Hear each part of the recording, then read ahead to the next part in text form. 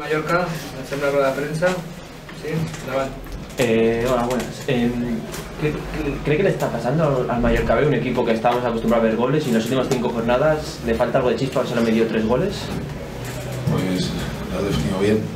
Desde que se nos ha lesionado Julen Iriarte, que es un delantero que nos venía a hacer un trabajo inmenso en la línea de atacantes, pues nos está costando no el hacer gol, sino incluso el hacer oportunidades de gol.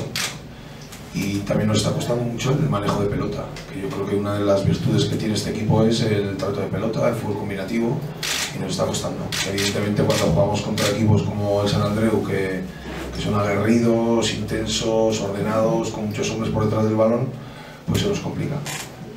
¿Y qué sensaciones le ha transmitido el San Andreu, que como usted bien ha dicho, ha visto que le ha podido defender bien a su equipo?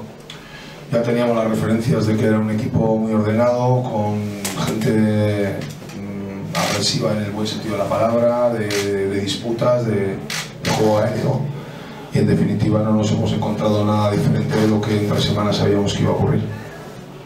Me gustaría que nos definieras o que nos dijeras cómo ves la categoría, porque vemos resultados extraños, mucha igualdad.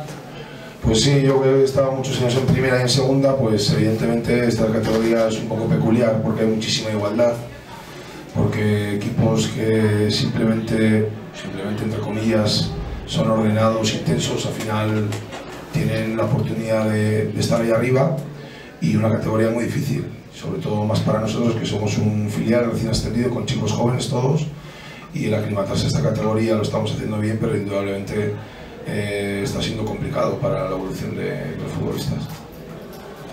Sí. ¿Ya? Muy bien, estamos.